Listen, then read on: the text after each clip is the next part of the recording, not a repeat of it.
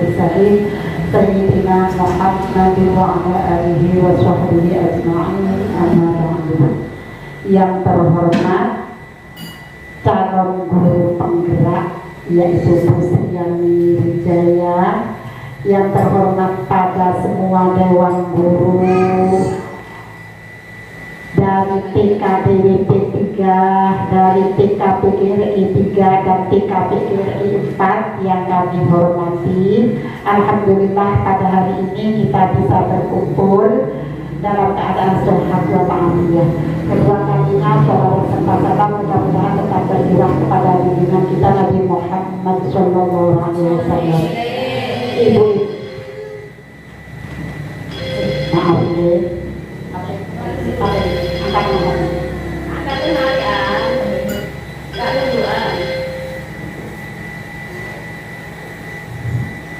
Ibu-ibu sekalian, hari ini kita dimohon kehadirannya, minta tolong mohon kehadirannya untuk menjadi peserta diseminasi dari calon guru penggerak yaitu Bu Sriani Wijaya. Kami di sini atas nama Kepala TK sebagai Kepala TK-nya Bu Sriani Wijaya mengucapkan terima kasih yang sebesar-besarnya atas kehadiran buku-buku semuanya. Di sini kita semua hanya mendukung dan mendoakan mudah-mudahan kita semua menjadi orang yang sukses. Mudah-mudahan sukses dalam urusan dunia dan akhirat, terutama Bu Sriani Wijaya yang sekarang melaksanakan diseminasi ini, mudah-mudahan dalam menjadi guru penggerak lulus dalam keadaan lulus. Dan kita semua yang belum melaksanakan baik itu guru penggerak, P3K ataupun sertifikasi, mudah-mudahan semua menyusul, tapi semua merupakan kehendak dari Yang Kuasa. Kita semua berusaha, jangan diam, mari kita saling meningkatkan kualifikasi kita, nggih. Jadi berusahalah untuk jadi guru sertifikasi, guru penggerak maupun jadi guru P3K. Terserah yang menakdirkan, tapi dengan syarat harus tetap berusaha. Di antaranya yang paling dominan adalah IT, nggih. Walaupun IT punya, tapi kalau belum punya NUPTK juga ada kendala. Jadi mudah-mudahan semua mempunyai persyaratan untuk menjadi guru penggerak maupun sertifikasi maupun P3K, karena itu merupakan masa depan kesejahteraan nasib kita. Nggih, berusaha nggih, semua ikhtiar nggih, jangan diam berusaha, jangan menyerah duluan. Turun-turun bisa bukan coba ikhtiar, terutama misalkan IT, Mbak Buwati, Bu Hoir, ayo berusaha. Ini belum punya NUPTK, walaupun juga S1 yang pinter-pinter IT, sing sakit IT, ayo belajar walaupun sedikit-sedikit, karena sekarang kalau petersakan IT kayak nyaman dan tidak ada kelanjutan. Jadi berusaha belajar, ya. Mudah-mudahan semua berhasil, mudah-mudahan yang belum tercover, mudah-mudahan cepatnya tercover, semua dapat ridho Allah. Amin ya rabbal alamin. Sekian saja arahan atau sambutan dari kami. Assalamualaikum warahmatullahi wabarakatuh. Waalaikumsalam warahmatullahi wabarakatuh. Terima kasih Bu Isa. Selamat pagi, setengah siang Ibu-ibu. Selamat pagi, setengah siang Bu Guru. Assalamualaikum warahmatullahi wabarakatuh. Waalaikumsalam warahmatullahi wabarakatuh. Pertama-tama saya berterima kasih atas kesempatan yang telah diberikan dan kehadiran Ibu-ibu semua. Dan di sini saya selaku calon guru penggerak angkatan 9 dari TK Dharma Wanita Persatuan 3 akan memberikan suatu pengarahan ya Bu ya, memberikan suatu pengetahuan, mengeluarkan dari 2 bulan saya sudah menjalani pendidikan di CTP. Nah, ini ada penyebaran pemahaman dan penerapan pengalaman budaya positif. Nah, tapi sebelumnya biar nggak ngantuk ya Bu ya. Nah, Kita lihat bersama-sama dulu. Penyegaran. Ya, kita lihat dulu. Di sini saya sudah menyiapkan. Nah, kartunya anak-anak lah. Monggo dilihat, disesamai, diperhatikan dengan sesama. Enggak Mary. Enggak.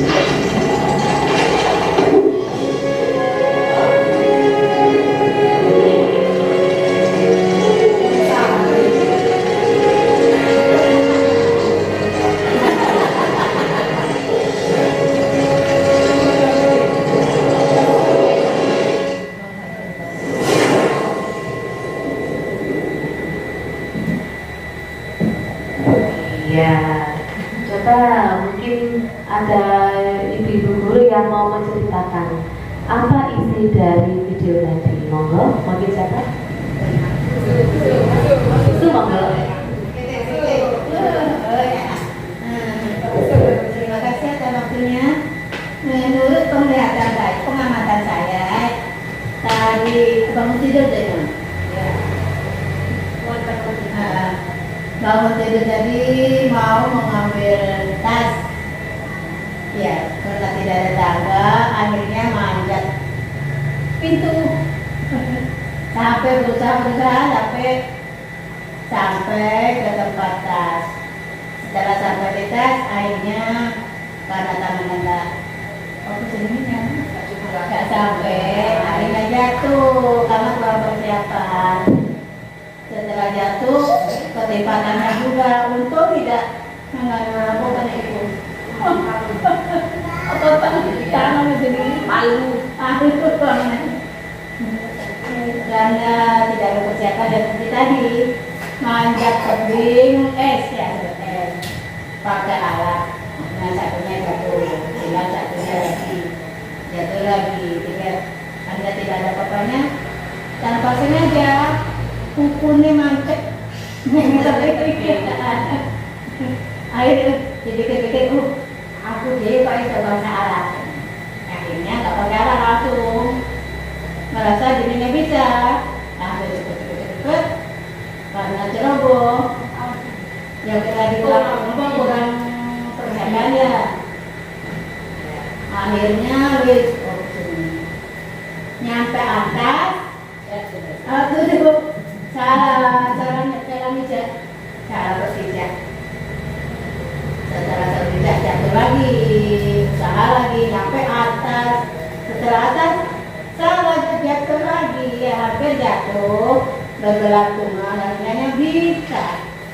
Setelah bisa, karena bisa merasa seni berbesar hati, sombong ya. Apa seni?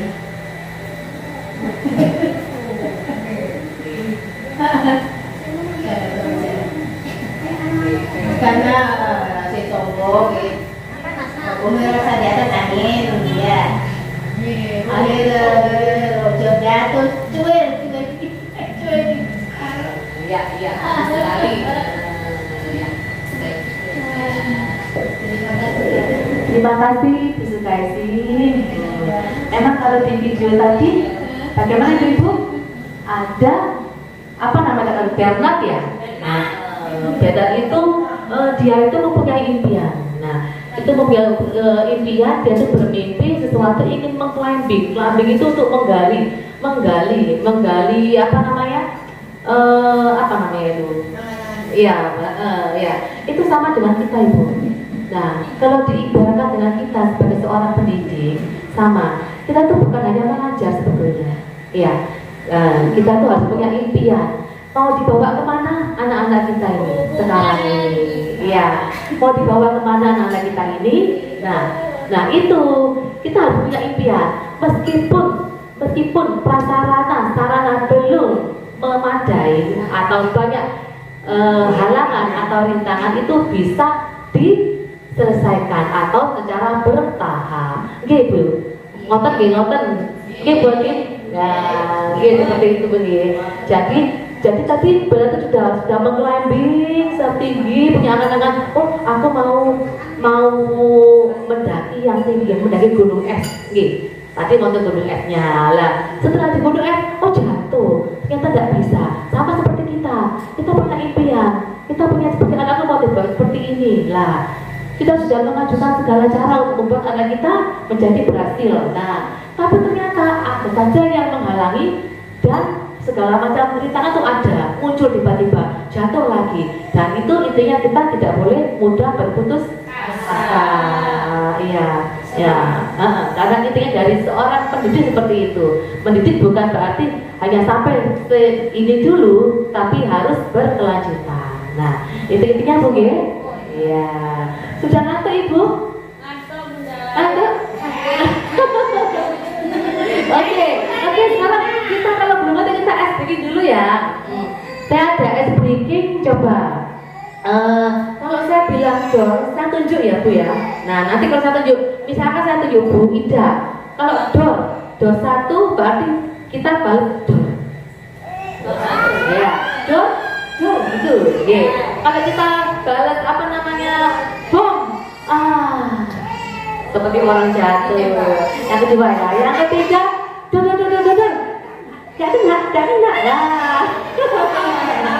Oke gitu ya. Nanti setelah saya bilang beda, nanti beda bisa tunjuk ke salah satu rekan guru yang lain.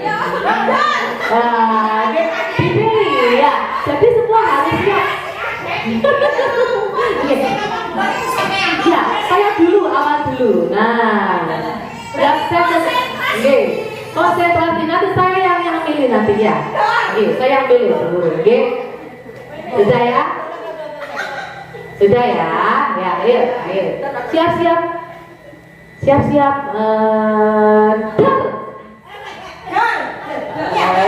bagus lah seperti itu. Bagus. Terus, boom. Bagus. Ekspresinya seorang guru kan harus seperti itu. Dan anak-anak itu menarik. Ya. Yang ketiga,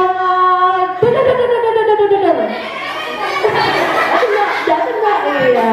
Jadi kemarin saya coba begini Bu di TK saya, di tempat saya, di kelas saya, itu ada yang suka, tapi ada yang nangis. Tuh, aku kena tembak gitu, Mbak. Mbak tembak ini. Bu, aku nembak aku dicontoh gitu katanya. Iya, secara kata Bu ya. Ya, sekarang kita sudah memulai materi Bu ya. Di sini ada penyebaran, pemahaman dan penerapan pengalaman budaya positif. Coba kalau sebelumnya saya ingin tahu apa kira-kira di benak ibu-ibu semua tentang budaya positif. Monggo yang bisa menjawab. Benar Ibu Hoir? Budaya positif apa kira-kira ya? Kebiasaan seperti kalau anak-anak ketika datang ke sekolah naruh sepatu di tempat di rak sepatunya atau bersalaman sama bu guru, itu pembiasaan ya, budaya positif. Jadi pembiasaan yang bagus-bagus, yang baik-baik yang diterapkan ke anak-anak. Mungkin gitu. Ada yang lain monggo. Yang lain? Ya, sudah bagus Bu ya. Memang betul sekali jawaban dari Ibu Aisyah. Budaya positif adalah seperti pembiasaan yang kita terapkan di anak-anak mulai dini. Ya, pembiasaan itu bisa dari sekolah, keluarga, dan lingkungan kita. Ya. Nah, di sini ada konsep inti budaya positif. Bisa dibaca Ibu? Kelihatan ya. Nah, yang pertama adalah perubahan paradigma belajar, yang kedua adalah disiplin belajar, yang ketiga nilai-nilai kebajikan, yang keempat motivasi perilaku manusia, yang kelima posisi kontrol guru, dan yang terakhir keyakinan kelas. Nah, ini adalah 6 konsep inti budaya positif yang saya rangkum selama saya mengikuti pendidikan guru penggerak selama 2 bulan ini, Ibu ya. Nah, sekarang kita bahas satu persatu. Kita bahas yang pertama adalah perumahan paradigma baru. Nah, ada yang tahu Ibu paradigma baru seperti apa? Pembelajaran dengan paradigma Baru ya, merupakan pembelajaran yang dirancang berdasarkan prinsip pembelajaran berdiferensiasi sehingga peserta didik belajar sesuai kebutuhannya, berdasarkan tahap perkembangan sesuai teori psikologi modern untuk mewujudkan profil pelajar Pancasila. Nah, di situ kita juga bisa lihat Ibu ya. Nah, di situ ada profil pelajar Pancasila. Ada 6 segmen profil pelajar Pancasila. Tapi saya tidak menentukan dimensinya karena saya menentukan pokok-pokoknya saja. Nah, bisa dilihat sendiri. Bisa sebutkan Bu Sun mungkin apa saja profil pelajar Pancasila? mandiri, beriman, bertakwa kepada Tuhan Yang Maha Esa, kreatif, mandiri,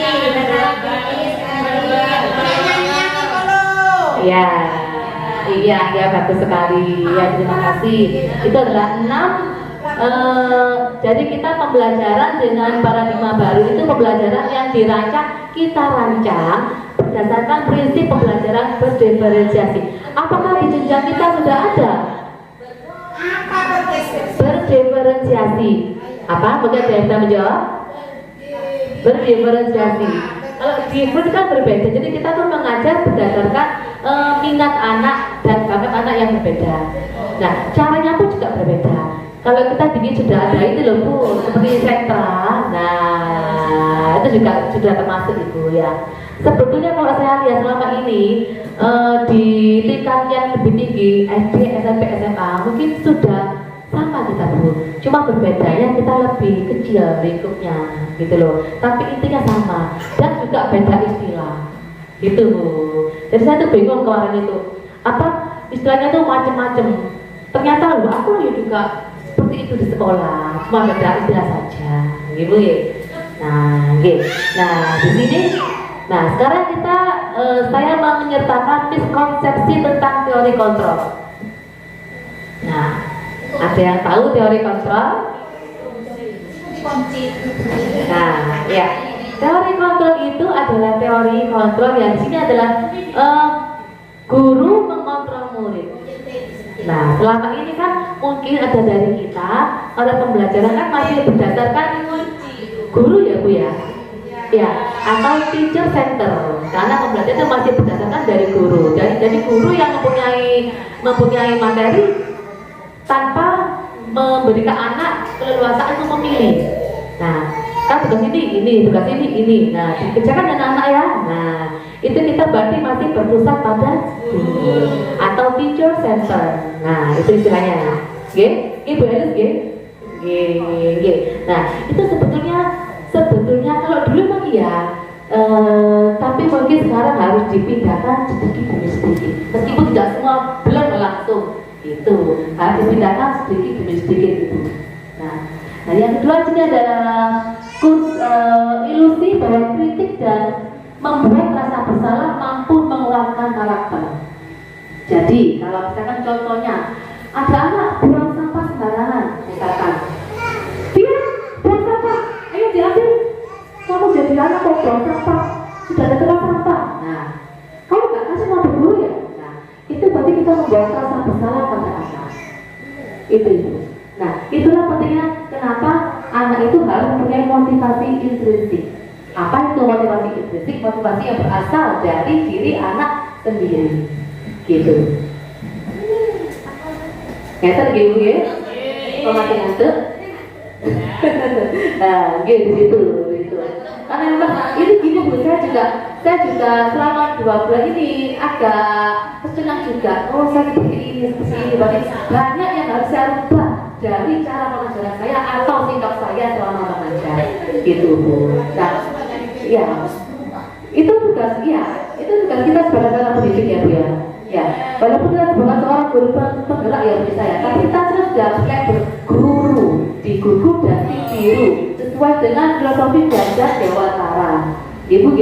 Nah, kalau misalkan ini tidak bercontohkan anak itu mengidolakan gurunya, ya kan?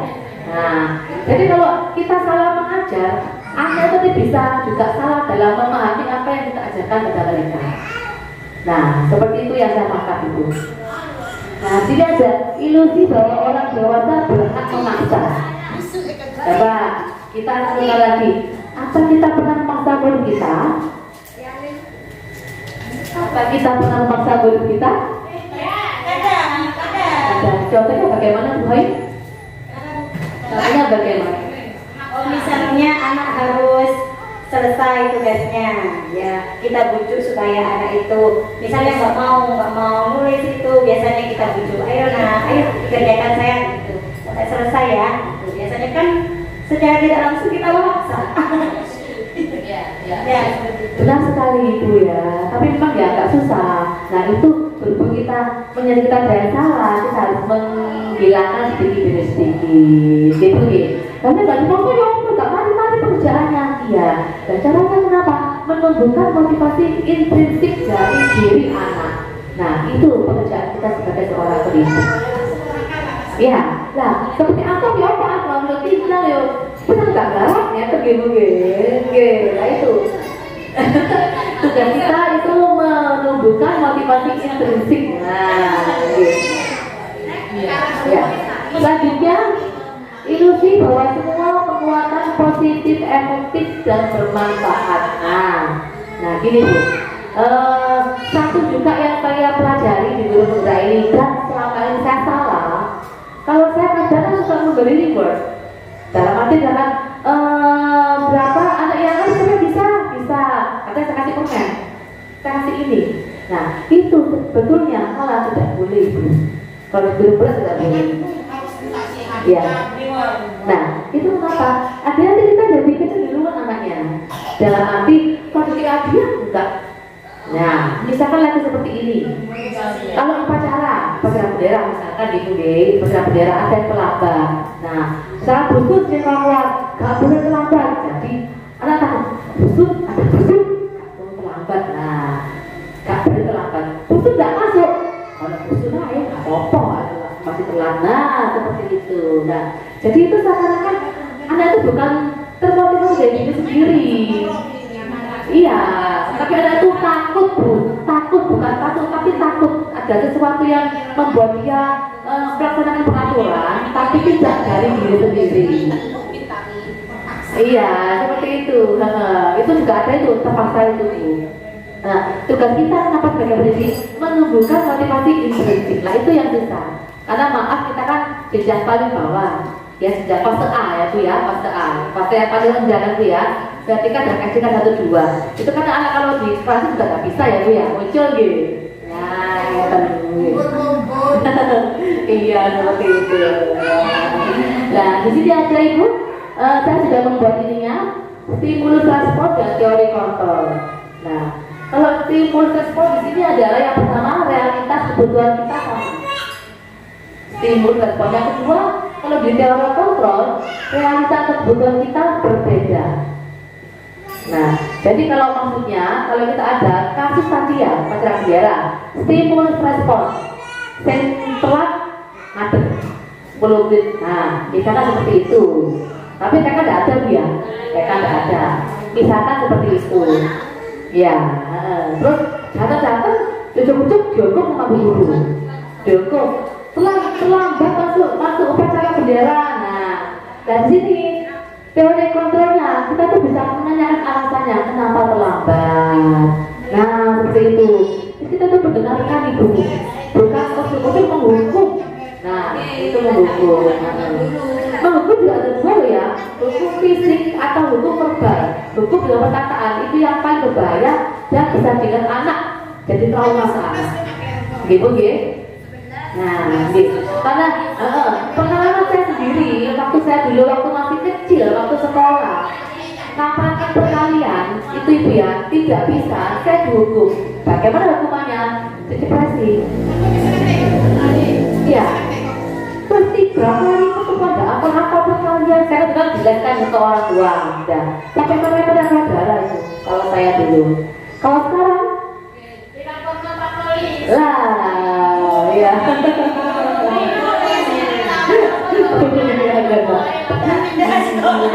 Tapi buktinya apa? Nah, buktinya apa? Saya waktu itu sudah hafal, takut. Iya. Nah, itulah perbedaan dari stimulus respon dan teori kontrol. Di mana kalau teori kontrol itu kita mendengarkan penjelasan anak dan tidak ujuk-ujuk menghukum atau memberi suatu punishment kepada anak. Yang kedua adalah semua orang melihat hal yang sama. Upacara bendera telah dia dihukum, nggak bisa. Ya, ini kan itu ya, SD ya. Itu konsekuensi. Nah, teori kontrolnya, setiap orang memiliki gambaran berbeda. Nah, yang ketiga, kita mencoba mengubah orang agar berpandangan sama dengan kita. Jadi misalkan pelajaran menggambar, misalkan, warna ya biar kita ya. Nah, hijau, pohon warna apa? Hijau. Nah, jadi kalau anaknya warna kuning, salah. Warna biru, salah. Ini dari hijau. Nah, guru tadi bilang seperti itu. Ya. Padahal kalau di teori kontrol, kenapa anak mewarnai biru?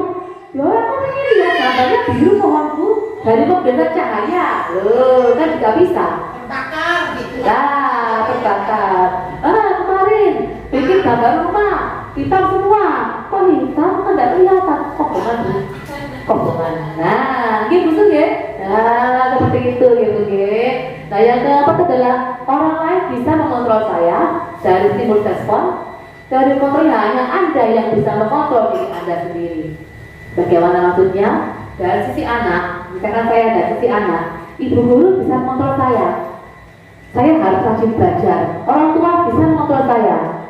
Tapi saat ibu guru tidak mengontrol saya, orang tua tidak melihat, saya tidak akan belajar. Nah, itu contohnya itu. Nah, di teori kontrol hanya saya yang bisa mengontrol saya. Jadi saya punya keyakinan kalau aku tidak belajar, aku tidak pintar, aku tidak bisa meraih cita-citaku. Nah, gitu. Jadi hanya saya yang bisa mengontrol saya. Jadi kalau orang tua nggak ada, gurunya tepat nggak ingat, nggak apa-apa, aku udah belajar, bisa saya pun. Nah, itulah yang kita harapkan dari anak didik kita, ya. Jadi kita tuh menumbuhkan motivasi intrinsik dari dalam diri anak didik kita. Selanjutnya adalah pemaksaan ada pada saat rujukan gagal. Nah, contohnya bagaimana? Ada yang bisa menjawab mungkin, Bu Elis? Pemaksaan ada jika bujukan gagal. Pemaksaan ada jika bujukan gagal. Misalkan misalnya ya tugas tadi itu, Iya. anak-anak kita bujuk, tapi kalau nggak mau ya kita paksa. Ayo istirahat ya. kalau istirahat, kamu itu bintang. Iya, kamu sekali ya. Jadi Ibu baik-baik nggak mau ya dipaksa. iya, betul sekali. Boleh ditambah. Jadi akhirnya anak itu takut sama bu gurunya, nggak mau sekolah. Keren bu. Aku berarti lagu, aku lulusan. Nah, seperti itu ya bu ya. Nah, itu dari stimulus kontrol. Nah, dari teori metodenya bagaimana? Kolaborasi dan konsensus menciptakan pilihan-pilihan baru. Nah, jadi kita sebagai tenaga pendidik itu dianjurkan, bukan malah diharuskan ya Bu ya, untuk berkolaborasi. Maksudnya apa? Nah, dengan misalkan saya TKA berkolaborasi dengan Gustu dari TKP dan Bu Elis dari tahun kita mencari tema apa hari ini, ya udah aku seperti ini, khusus seperti ini. Nah, gitu. Kan pada akhirnya kan jadi satu nanti, gitu. Nah, dan itu pun namanya berkolaborasi. Sebelumnya, nah, juga bisa nanti bermusyawarah dengan Bu Isa selaku kepala sekolah. Bisa aku ada materi ini sekarang. Bagaimana kalau mereka nanti membuat ini, membuat gini. Oh, gimana Bu Ani disediakan oleh sekolah. Nah, itu namanya berkolaborasi. Jadi kita tidak bisa menjalankan suatu pembelajaran dengan sendiri-sendiri. Selanjutnya adalah model berpikir menang atau kalah. Lah kan gak bisa kemana ya wes. Berarti kamu bintang 1. Gitu. Atau ada lomba mewarna. Kalah aku wes gak itu. Anaknya nangis. Nah, itu dari stimulus kontrol. Nah, kalau dari teori kontrolnya, model berpikir menang. Aku menang. Walaupun nyataannya gak dapat piala, itu hanya piala. Itu hanya trofi, hanya simbolik. Yang terpenting aku berusaha. Nah gitu. Kalau anak sudah mulai menyelesaikan itu, kalau lomba pun dia akan bakal nangis itu.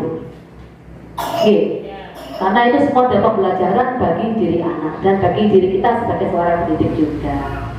Mungkin ada yang mau ditambahkan dari ibu-ibu mungkin? Itu bagi yang sudah mungkin kalau anak TK masih belum bisa seperti itu. Kalau usianya SD karena dia sudah bisa memikirkan sebab dan akibatnya, SD ke atas mungkin bisa diterapkan seperti itu. Kalau anak TK ya masih butuh. Ya kalau kan kurang sabarnya ya kadang-kadang ada pemaksaan seperti itu. Tapi butuh bujukan Mas ya kalau untuk anak TK. Kalau itu untuk usia SD ke atas ya biar anak-anak sudah memikirkan akibatnya kan gitu. Kalau saya misalkan contohnya kalau saya rajin belajar, saya harus rajin belajar kan gitu biar saya bisa sukses kan gitu. Itu kan sudah mempunyai pikiran ingin sukses. Kalau anak TK kan masih bermain-main toh wis gak urus opo sukses belum paham kan gitu. Tapi ibu guru masih tetap menanamkan walaupun dia belum menerima seperti yang keinginan bu guru, tetap menanamkan budaya biar rajin belajar gitu. Yang penting kita berusaha dulu Nah, karena memang begini begini kalau sekarang ini kan kita kan sebagai seorang guru harus bisa menerima perubahan dalam arti apa? Zaman terus berubah. Kita nggak bisa belajar atau mengajarkan sesuatu terpatok pada hal yang lama-lama. Jadi kita tuh ada mengimitasi, mengadaptasi dan apa? Dan memberikan ke anak yang terbaik saja, gitu. Selanjutnya apa itu disiplin positif? Nah, ini adalah disiplin positif adalah menghilangkan gagasan bahwa hukuman fisik atau hukuman lainnya adalah cara terbaik untuk mengubah perilaku buruk seorang anak. Dengan disiplin positif berfokus pada hal-hal yang mendorong anak untuk mengubah perilaku buruk menjadi perilaku yang baik untuk kehidupan anak di masa depan. Nah, Nanti seperti yang sudah dikatakan oleh Bu Nusa tadi adalah pembiasaan gitu, oke. Di jenjang kita adalah pembiasaan yang bersifat positif. Oke, misalkan tadi menaruh sepatu di tempatnya ya Bu, oke. Ya, di sekolah juga ada rak sepatu. Sayang, nah, sama juga di rumahnya nanti anak-anak juga bisa terbiasa.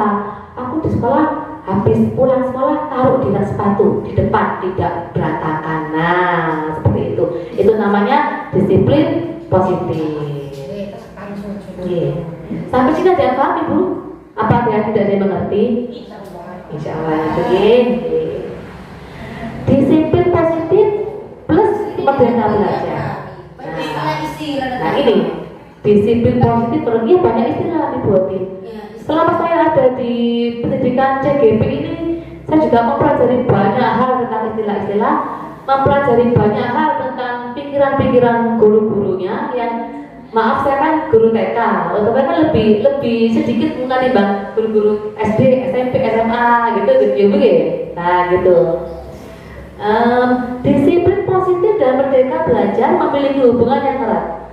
Merdeka belajar dapat menciptakan lingkungan pembelajaran yang positif dan efektif jika diimplementasikan bersama dengan disiplin positif. Dalam lingkungan pembelajaran yang merdeka, siswa diberikan kebebasan untuk berpartisipasi dalam proses pembelajaran. Nah ini kita sudah melaksanakan Ibu ya dalam sumber ini, karena kita kan seperti tadi sentra atau ada 3 kegiatan, anak mau memilih yang mana, memilih macamnya dulu. Nah dikerjakan, berarti kita sudah melaksanakan Bu ya. Nah ya, terus memilih metode pembelajaran yang cocok bagi mereka. Nah ini Bu, memilih metode pembelajaran yang cocok bagi anak. Nah ini, berarti kita sebagai seorang pendidik harus menyelami betul karakter murid kita satu persatu. Itu. Tapi memang pada kenyataannya saya memberi contoh pada saya sendiri. Ya ngapunten, saya memang mungkin belum terlalu apa ya, agak-agak seperti gimana ya. Misalkan sekarang semua menulis, semua mencocok. Menulis, aku gak suka nyocok, anak itu gak suka nyocok. Benoles seperti keri-keri, atau ditinggal, atau nangis, atau males. Nah, tapi dia di satu aspek yang lainnya, misalkan penggambar, dia tuh bagus. Nah, gitu. Di aspek yang lainnya, anak yang bisa menulis di menggambar tidak begitu mampu, belum menguasai. Nah, itu kita memilih metode yang cocok bagi mereka. Nah, selama ini yang kita sudah diajarkan tadi itu ya Bu ya, ada kegiatan di meja, kita pilih anak milih yang mana, bisa dibawa ke meja satunya. Kalau sudah baru berpindah ke meja yang lain. Ya Bu, sudah seperti itu kan? Ya, gitu ya. Kalau masalahnya sudah paham seperti itu maunya, sananya ya, itulah. Ya, nah itu yang diajarkan untuk dirubah sedikit demi sedikit. Kita yakin dulu Ibu, kita pasti bisa. Satunya gimana? Ya mengurangi rasa malas kita. Di omah ke pegawai aja karena penting ya Bu. Saya mencontoh dari diri saya sendiri saja. Saya merefleksi dari diri saya. Nah selanjutnya mengeksplorasi minat dan bakat. Nah ini kalau di tingkat sekolah SD, SMP, SMA sudah ada ekstrakurikuler gitu Nah yang suka menari diajukan menari, dipilih, ada lomba dipilih. Nah itu sudah mengeksplorasi bakat dan minat mereka. Dalam lingkungan pembelajaran yang merdeka ini, siswa juga dibimbing untuk belajar mengambil tanggung jawab atas perilaku mereka sendiri, belajar mengelola emosi mereka dan berinteraksi secara positif dengan orang di sekitarnya. Ini Bu, belajar mengambil tanggung jawab dari perilaku mereka sendiri. Misalkan sehari-hari kalau di kelas ikut saya membuang sampah, habis makan buang sampah. Oke Bu Elis, apakah sampah di baut? Nah, buang sampah sembarangan.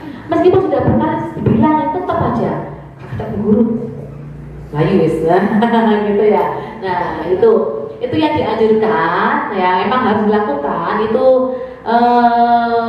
nanti ini saya sudah ini Bu, saya sudah ada kemarin saya membuat ini.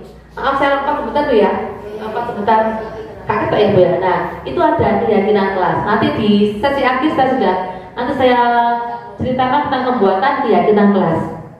Nah, seperti kemarin itu tadi habis saya bikin ini, bikin kelihatan Bu. Enggak. Tak kata ya? Cek, tolong bentar ya. Stres. Terus. Serot. Dot. Oh, keyakinan kelas. Iya. Loh. Iya. Nah, di sini Ibu. Nah, di ini ada keyakinan kelas itu salah satu tadi yang saya tadi bilang siswa itu mengenal tanggung jawab dari perilaku mereka sendiri. Nah, ini saya sudah buat yang pertama tadi seperti yang kemarin bisa ya, saya membuat misi-misi ya. Tapi ini kan saya buat untuk anak. Jadi anak itu mempunyai peraturan. Kalau kita kan peraturan kan kita bikin sendiri. Peraturan 1 tidak boleh makan di kelas, 2 tidak boleh kritika dan seterusnya. Siapa yang membuat ini? Guru yang bikin. Ini saya bikin anak-anak sendiri. Jadi saya tanya anak-anak itu, anak-anak mau yang mana? Kalau kita ada gambarnya, mau yang mana? Dan suka kelas yang bersih Bu. Nah gitu. Jadi nanti pada akhirnya, nanti itu saya tunjukkan ya Bu ya, cara saya bikin seperti ini. Jadi sekarang ini ada kenapa dinamakan keyakinan kelas? Karena ini dibuat oleh anak-anak sendiri. Saya hanya memfasilitasi. Nama juga anak TK, habis ini terus tetap aja tukaran. Loh, saya ini kan sudah ada ini. Yang mana ini? Lo ini dulu. Itu buku dan buku guru. Nah, ojo tukaran aja. Dok ini dulu. Iku aku ngomong maaf, minta maaf kok. Nah, kok digambar. Nah, kalau anak TK ekspresinya mereka seperti itu. Bu Alex seperti sudah melaksanakan ya dulu ya. Dulu tapi ya. Pertama masuk iya sudah bagus sekali. Tepuk tangan untuk Beli, bagus sekali ya. Kita sudah mempunyai keyakinan, mempunyai kesadaran untuk melaksanakan, ya tidak monoton, ya tidak peraturan. Buang sampah hukum. Aku juga gitu kemarin Bu. Sebelum saya membuat ini, buang sampah denda 5.000 loh ya, denda 5.000. Akan deh. Padahal enggak, akhirnya sekedar ucapan saja, gitu. Akhirnya nggak ada bu guru, bukunya pergi, buang. Layu ya, gitu ya. Nanti itu saya sampaikan di penghujungnya, bentar ya. Kembali ke laptop. Emang laptop ini gini ya? kurang Muncul.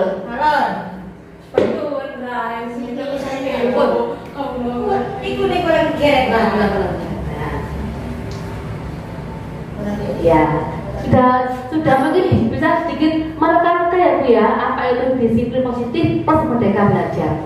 Sudah bisa mengkaitkan ya Bu ya. Iya, selanjutnya di sini ada nilai-nilai kebajikan. Nah, apa itu nilai-nilai kebajikan? Yaitu nilai-nilai yang disepakati bersama, lepas dari suku bangsa, agama, bahasa maupun latar belakangnya. Ada yang punya gambaran apa itu nilai-nilai kebajikan? Coba saya mau tanya Bu Hatim. Ini calon guru P3K kita. Monggo Hatim. Kira-kira apa itu nilai-nilai kebajikan yang ada aja di angan-angan ini itu seperti apa? Monggo. Bu Neli, monggo Bu Neli. Apa itu nilai-nilai kebajikan? Yang ada di angan-angan seperti apa? Nilai-nilai kebajikan itu perilaku, sikap, moral yang baik yang harus kita ajarkan kepada anak-anak. Iya, bagus sekali Ibu Neri, terima kasih sudah menjawab. Ya memang betul ya, memang benar kata Ibu Neri, nilai yang harus diajarkan kepada anak-anak yang tadi berkaitan dengan budaya positif atau kebiasaan positif ya Bu ya. Nah, di sini ada 3 contoh nilai kebajikan institusi atau organisasi. Yang pertama, berdasarkan profil pelajar Pancasila. Apa itu profil pelajar Pancasila? Bisa dibaca ya Bu ya? Kelihatan kan? Beriman bertakwa kepada Tuhan Yang Maha Esa dan berakhlak mulia. Berkebinekaan global, gotong royong, mandiri, bernalar kritis dan kreatif. Ya.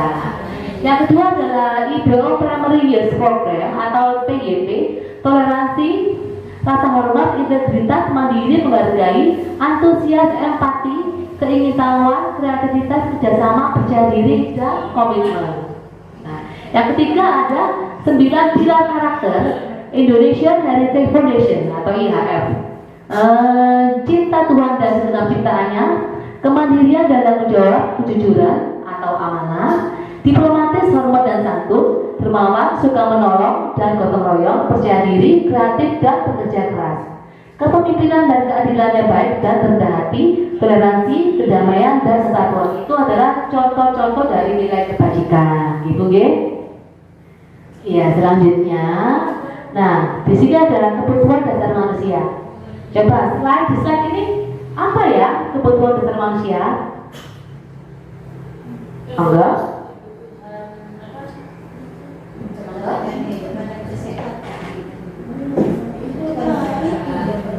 Semua dibaca. Kebutuhan manusia adalah segala sesuatu yang dibutuhkan oleh manusia untuk mempertahankan keseimbangan kondisi fisiologis dan psikologis yang bertujuan untuk mempertahankan kehidupan dan kesehatan. Ya, terima kasih Bu Su sudah membantu membacakan. Nah, kebutuhan dasar manusia ada berapa? Di sini saya menggolong ada 5 kebutuhan dasar manusia.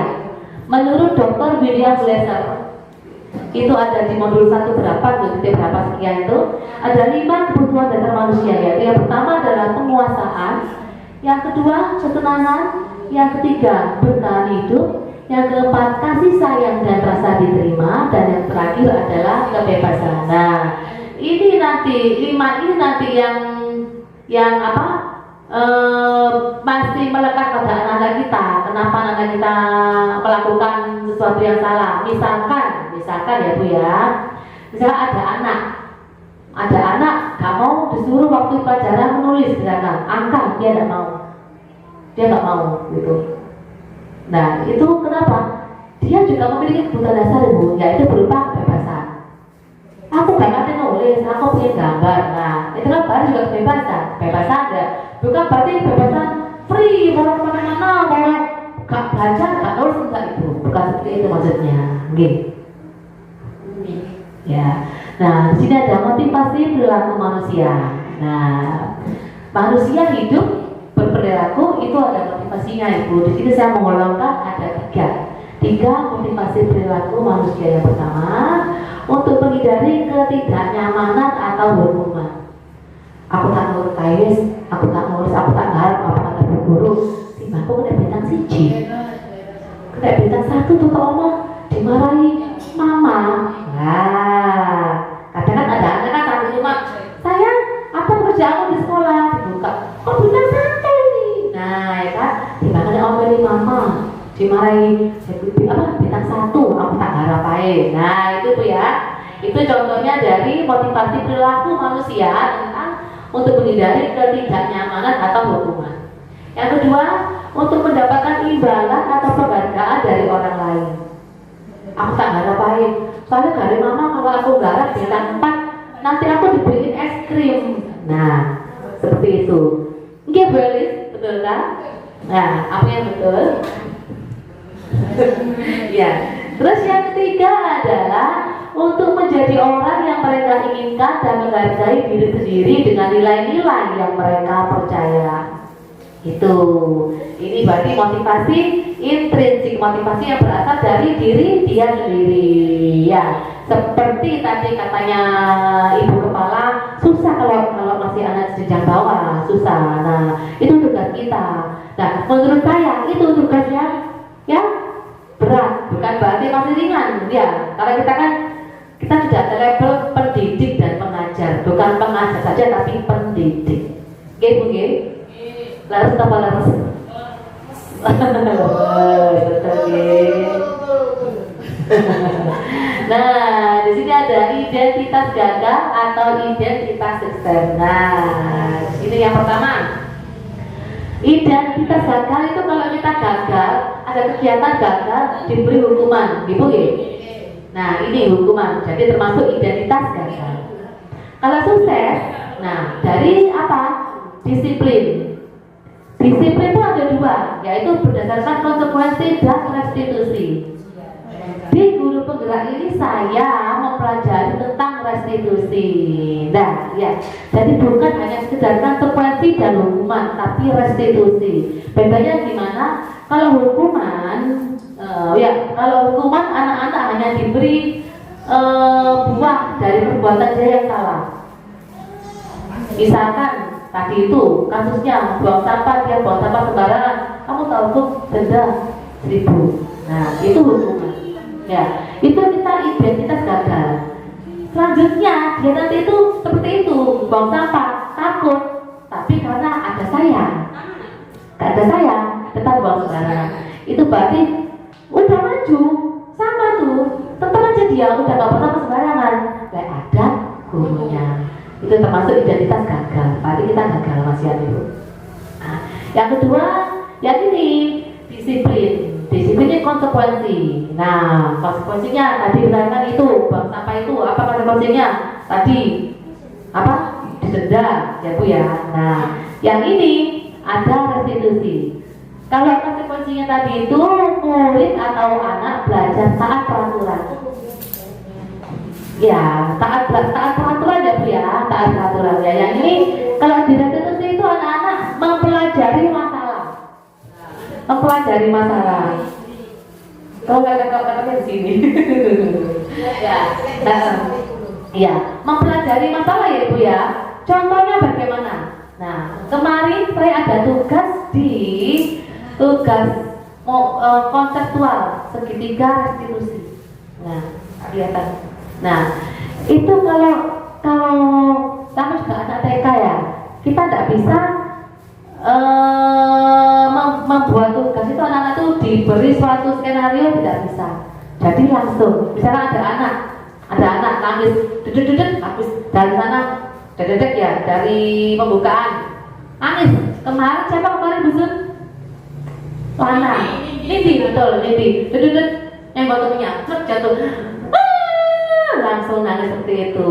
Ambil kamera. Langsung seperti itu saya. Kenapa? Karena kalau anak TK tidak bisa diberi skenario Ibu. Nah, jadi langsung saya ini kenapa kok jatuh Nindi? Kenapa Nindi aneh kok nangis, temennya kok nangis? Pasti itu kalau nggak tahu Lana ya. Lana nangis. Nah, itu nangis. Kenapa? Bisa nangisku. Nah, gitu. Tapi masa waktu kemarin itu saya belum bikin keyakinan kelas. Jadi segitiga restitusi pun tidak bisa secara full diterapkan. Kenapa? Karena saya belum bikin keyakinan kelas. Saya baru bikin ini kemarin. Nah, yang ini, ya, saya baru bikin kemarin. Saya juga sudah bilang ke Busu ya. Busu mungkin juga mau membuat juga seperti saya, monggo. Karena emang semua semata-mata untuk kebaikannya anak ke depannya. Ya, OTW. Oke, siap, semangat. Ibu-ibu siap? Siap apa Bu? Siap perubahan. Iya betul, siap berubah ya. Ya. Nah di sini Ibu, tadi saya ada 5 posisi kontrol. Nah, ono kontrolnya barang buat nih, ada 5 posisi kontrol. Kita bukan termasuk. Kita sebagai guru juga ada 5 posisi kontrol. Selama ini kita menerapkan yang mana? Nah, apakah kita yang pertama menerapkan posisi kontrol kita terhadap anak sebagai seorang penghukum?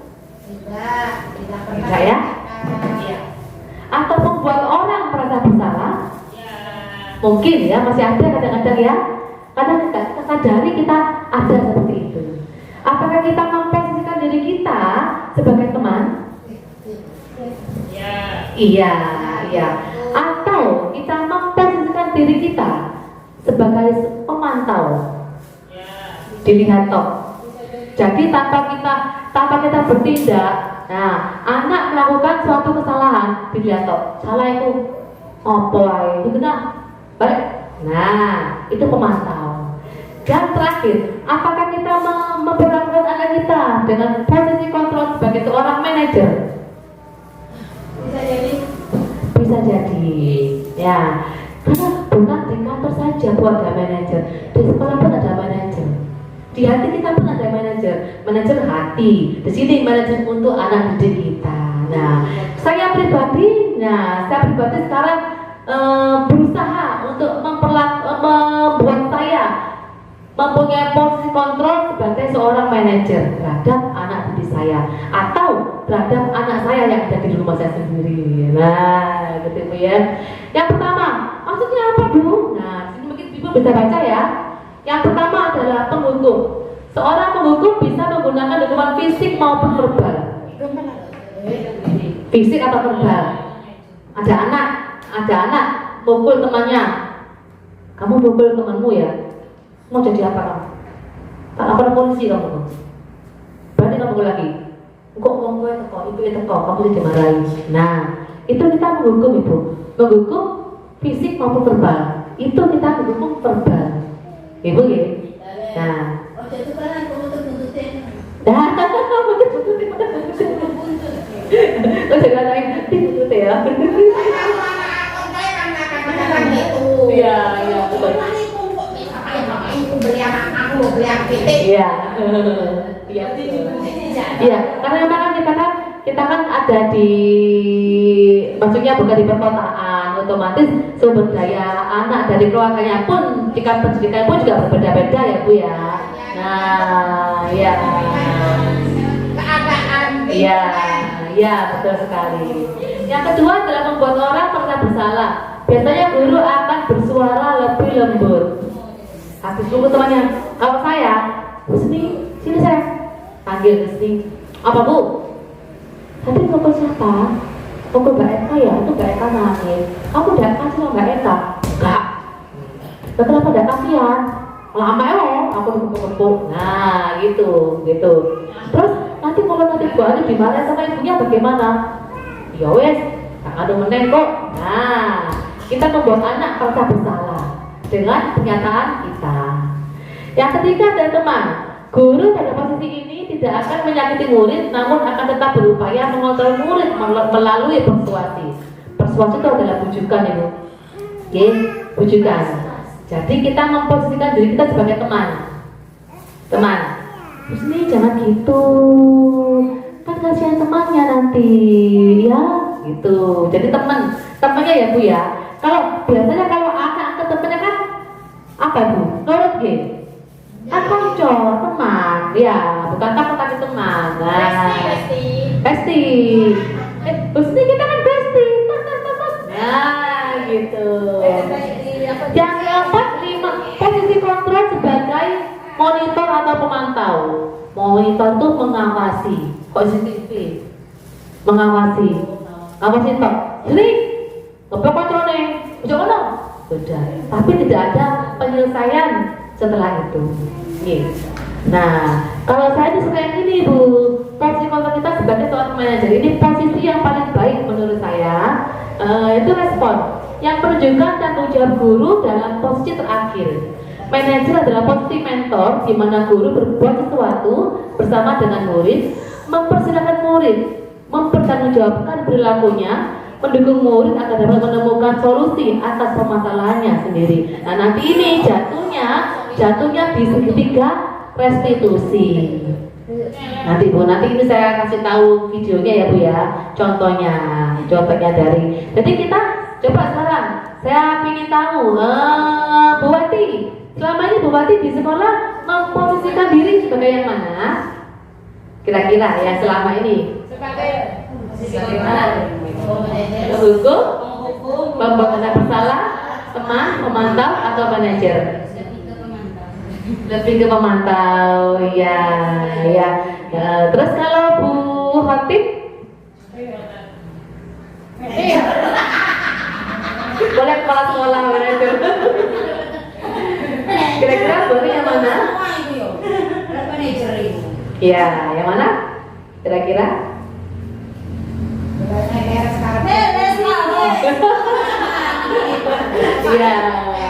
Iya. Karena emang kalau kita kan harus memposisikan diri kita sebagai seorang manajer, posisi kontrol kita, gitu ya.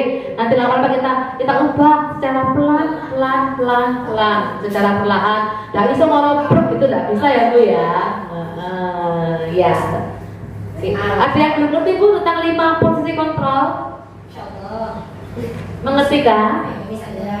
Oke, selanjutnya, nah contoh penerapan 5 posisi kontrol. Nah ini ada contohnya. Saya, menghukum, misalkan hormat pada bendera selama 1 jam. Tadi anak telat, hukum. Kalau kita kan ada Bu ya, kita tapi kalau berhubung gratis semua tingkat Bu, semua jenjang. Jadi saya contohkan juga pada jenjangnya di atas. Ibu bukan TK saja.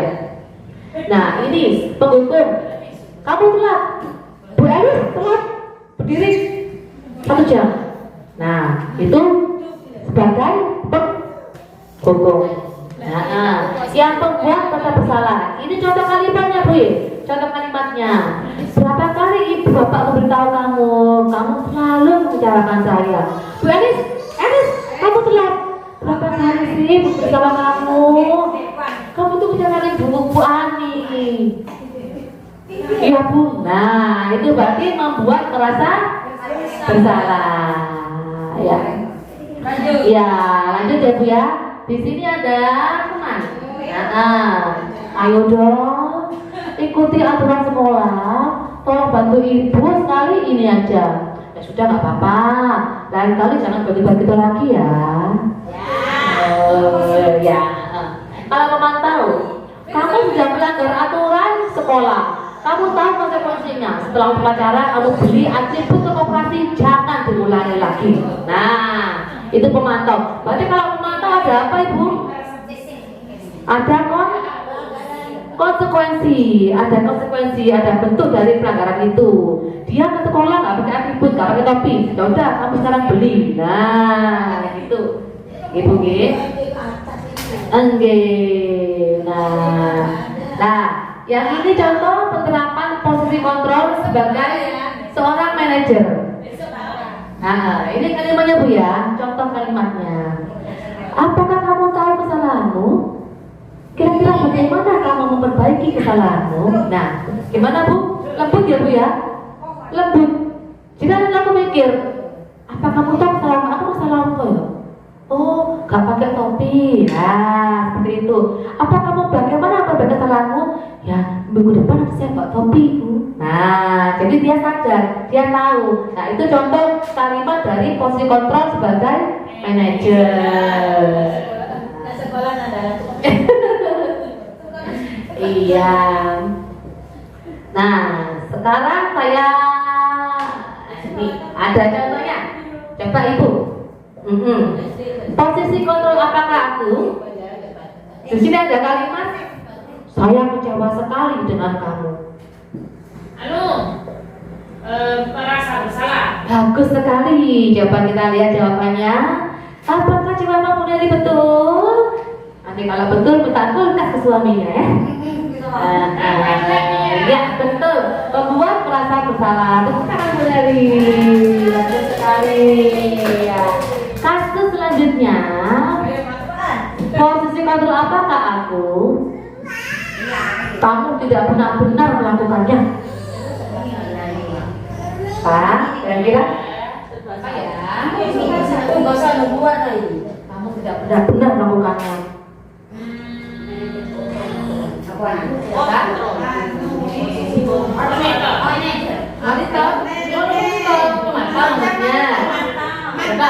Pemantau. Coba kita buka jawaban selanjutnya. Apakah aku?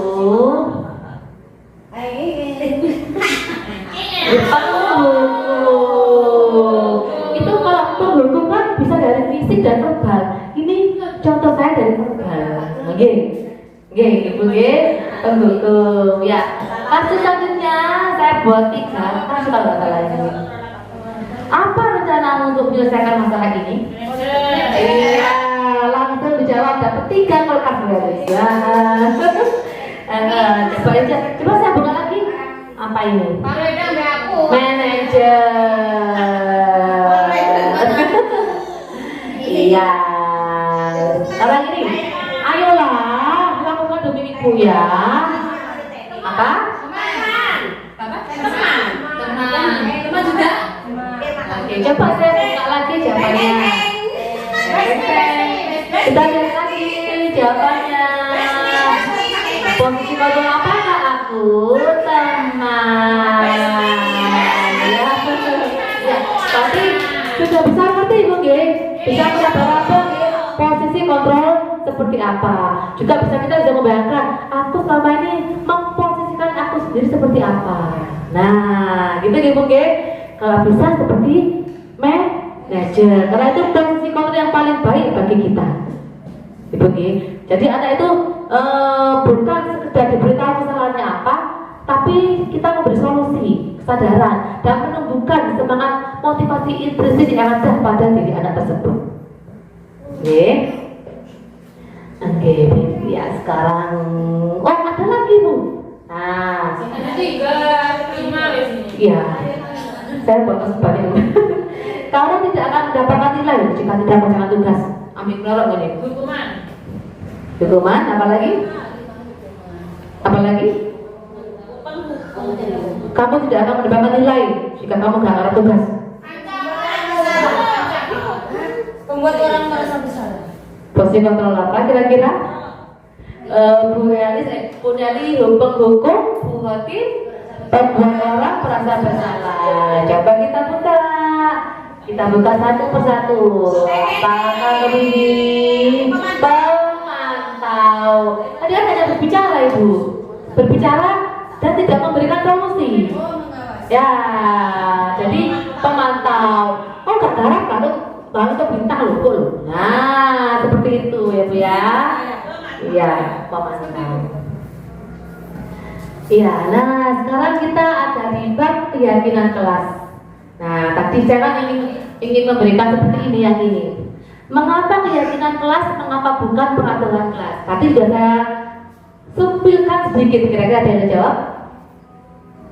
Mengapa keyakinan kelas, bukan peraturan kelas? Jangan berikan. Mengikuti zaman SIG.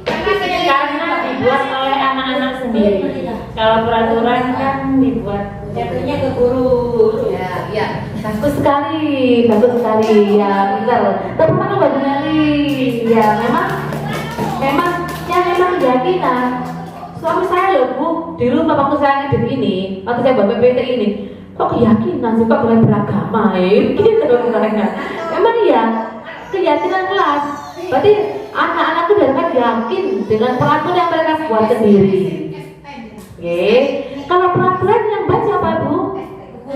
Bu gurunya. Kalau keyakinan kelas, anak-anak sendiri kita hanya memfasilitasi. Ya. Tapi seru ya Bu. Nanti kalau ibu-ibu bikin di masing-masing sekolah yang seru, anak tuh rame. Ini ngono, ya rame nanti itu. Iya. Selanjutnya pembentukan keyakinan kelas. Nah, di sini Bu ya. Pembentukan keyakinan. Di sini ada contoh. Ini kemarin contohnya di sini bukan contoh dari sekolah saya. Maaf. Ini saya taruh waktu saya bikin PPT ini dari waktu saya loka karya gitu. Karena saya belum bikin di kelas saya sendiri. Di sini ada bersifat abstrak. Nah, kalau keyakinan kelas tidak boleh dengan kata-kata yang banyak, tidak boleh ada kata-kata negatif. Dilarang membuang sampah, dilarang bertengkar, tidak boleh. Kata-kata itu harus positif. Ya. Yang kedua berupa pernyataan universal. Ini tadi tidak boleh ada kata-kata dilarang atau kata-kata yang menyudutkan, kata-kata yang negatif. Yang keempat sedikit saja agar mudah diingat. Tidak usah banyak panjang. Dilarang buang sampah sembarangan, buang sampah sama denda 5.000. Tak usah. Tetap. Jadi buang sampah sembarangan. Berarti sampahnya kenapa? Berarti hidup apa? Bersih. Berarti hidup bersih. Nah, gitu. Hidup bersih nanti itu menginkludkan semua, bukan buang sampah sembarangan, banyak hal. Yang kedua adalah sesuai dengan kondisi kelas dan sekolah sehingga mudah diterapkan. Jadi kita nggak bisa meniru keyakinan kelas dari sekolah lain ke kita. Kalau enggak kita adaptasi gitu, gitu ya. Karena kondisi sekolah atau kelas kita berbeda-beda. Contohnya di sekolah pun Bu Elis di KKB membuat keyakinan kelas. Tidak bisa kata-katanya agak rumit seperti TKB, nggak bisa. Karena memang mindsetnya anak KB dan TK masih berbeda. Ibu ya, ada sedikit ibu ya. Dan kemudian yang ke berapa ini? 5 ya. Semua warga sekolah atau warga kelas dilibatkan saat membuat keyakinan kelas. Berarti melibatkan semua murid kelas tanpa terkecuali. Gitu. Kecuali nggak masuk ya Bu ya. Karena kalau saya kemarin ada beberapa yang nggak masuk ya, berarti nggak ikut. Gitu, gitu. Nah, gitu. Tapi kalau bisa diusahakan waktu membuat pun semua ada. Gitu. Jadi kalau ada anak bilang, "Jari Bu Guru, keyakinan itu loh Bu, aku salah." Nah gitu, apa sih maksudnya anak ini? Yakin. Nah, nanti ibunya bisa kemarin juga kita kemarin Bu, ada orang tua siapa yang kesini tanya, apa ngapain Bu masuk kelas? Ini maksudnya apa Bu? Ini Bu, keyakinan kelas. Oh, peraturan bukan Bu. Kalau peraturan saya membuat, kalau keyakinan anaknya yang membuat. Gitu. Kita hanya memfasilitasi. Nah, ya, coba kira-kira Bu Ati ada gambaran nggak? Kira-kira Eka mau buat kalau buat keyakinan kelas. Itu gitu. Tiba kita kayak peraturan cari buku nggak bisa nentuk no. Gitu. Berarti kita nggak sesuai dengan filosofi Gajah Dewantara. Ya, iya Pak ya, iya Pak ada bapaknya ya. Ibu gitu. Ibu monggo. Selanjutnya. Nah, ini Bu seketika restitusi. Bagaimana bisa dibaca? Restitusi berfokus pada solusi atau pemecahan masalah yang bisa dilakukan bukan pada masalahnya. Sebuah cara menanamkan disiplin positif pada murid. Restitusi mengajak murid untuk mengidentifikasi kembali tindakannya sehingga dia bisa menganalisis dan memikirkan langkah yang tepat dalam pemecahan masalahnya. Ini teori menurut Diane Gison. Saya kira ada yang tahu nggak? Ada yang bisa menentukan apa itu restitusi? Monggo. Berarti calon ketiga kan? Harus bisa.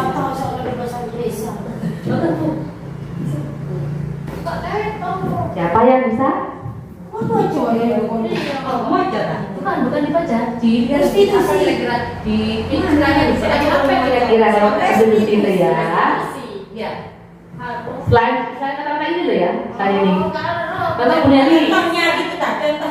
Contohnya kira-kira apa ya?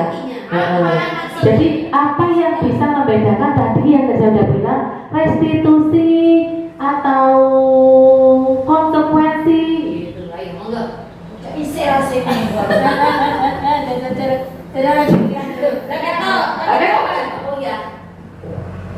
Memikirkan langkah sebuah cara menemukan disani menyelesaikan masalah ini. Ya, lek menurut sepatu lagi dia itu nombor sepatu. Bagaimana besok? Bagaimana besok? Kebiasaan lagi. Kalau restitusi itu berarti kalau kita ada masalah itu bukan kebiasaan. Ya. Sekarang ada anaknya Bu Guru itu ada permasalahan, ada perilaku yang salah lah gitu loh. Untuk menyelesaikan itu, menyelesaikan masalah tadi itu. Bisa Ya. Terus kalau penyelesaian segitiga restitusinya bagaimana? kasih semangat. Oke, sekarang dapat saya bakal lagi Bu Dari monggo. Oke, ya, ini ada segitiga restitusi. Tahapan dari segitiga restitusi ada 3 tahapan. Yang pertama adalah menstabilkan identitas. Setiap orang pasti pernah melakukan kesalahan. Ini contoh kata-katanya Bu ya, yang paling bawah itu. Terus kamu bukan satu-satunya yang pernah melakukan itu. Jadi kita di sini bukan orang menghukum, bukan orang menjudge dia salah, tapi masih memposisikan dirinya sebagai teman. Nah, mak ibuku tahu gitu sama. Nah, seperti itu ya. Tahapan yang pertama yaitu menstabilkan identitas. Tahapan yang kedua, nah setelah dikonstruksi sebagai teman, yang kedua adalah memvalidasi tindakan yang salah. Nah, ini contohnya kalimatnya. Kamu tentu punya alasan kenapa melakukan itu. Adakah cara yang lebih efektif untuk mendapatkan apa yang kamu butuhkan? Nah, itu contoh kalimatnya. Ibu, jadi setelah kita menstabilkan identitas, kita mengetahui duduk permasalahannya, kita memvalidasi tindakan yang salah dari anak tersebut. Dua tahapan ya Bu ya. Tahapan yang terakhir kemudian adalah menanyakan keyakinan. Keyakinan seperti yang sudah saya sebut tadi, keyakinan kelas ya. Contoh, kalau ini contoh kata-katanya, keyakinan kelas apa yang telah kita sepakati? Nah, itu. Terus kamu ingin menjadi orang yang seperti apa? Nah, itu hanya contoh Bu ya. Sekali lagi Bu ya, kalau di guru kan global Bu ya, tidak ada kata mereka SMP karena kita hanya mempunyai caranya saja.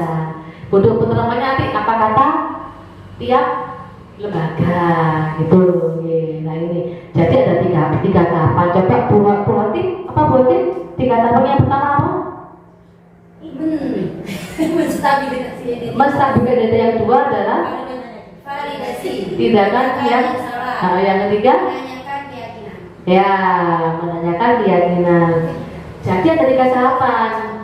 Anak buat ibu ada anak bertengkar sama temannya. Tahap menstabilkan identitas, kita harus tahu duduk permasalahan seperti apa. Bukan moro-moro kamu gebuk aku pakai top. Nah kita nggak tahu alasan apa dia ngomong temennya. Nggak tahu kan kita kan? Kalau kita nggak bertanya. Nah, ke tahapan selanjutnya memvalidasi tindakan yang salah. Lalu ibu menggepuk aku di ibu. Soalnya kan ibu ketok aku sih gepuk dek. Oh dek aku di ibu udah ketok. Nah, ya kan? Nah, jadi kita harus mendengarkan alasan dari anak-anak tersebut. Nah, jadi kita memvalidasi tindakan yang salah. Oh iya nambah, Mas Lusni tadi kamu ngomong Mbak Eka. Ya apa yang tuh Mbak Eka. Jadi kita nggak menyalahkan Husninya pemukul ada satu iseng bisa kalau PK ya. Kedua ada alasan. Kamu gepuk aku, ibu udah ketok. Ibu ketok aku gepuk Eka lah ya Bu ya. Itu namanya memvalidasi tindakan yang salah. Nah yang ketiga menanyakan keyakinan. Coba sesuai dengan keyakinan kelas kita kemarin kita baru buat ya. Nah kita baru buat ada apa ini? Ada apa? Hidup rukun. Berarti kalau bertengkar atau pukul-pukulan rukun atau tidak? Tidak Bu. Nah berarti menyalahi keyakinan kelas. Nah gitu. Jadi anak itu sadar. Oh iya, berarti tidak boleh. Begitu Ibu ya. Nah kira-kira paham ya Bu? Oh gitu. Tapi memang kalau di TK memang agak ini Bu, agak apa? Agak ruwet Bu ya, karena memang di fase yang paling rendah. TK di fase yang paling rendah, fase A. TK di fase A. Lanjutnya Bu Dani.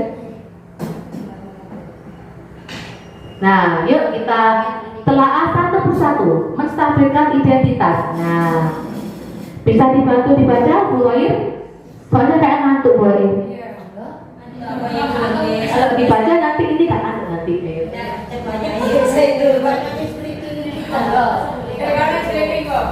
Menstabilkan identitas berdasarkan prinsip membuat kesalahan adalah bagian dari proses pembelajaran. Berbuat salah itu wajar, tidak ada manusia yang sempurna. Ibu atau bapak juga pernah melakukan itu.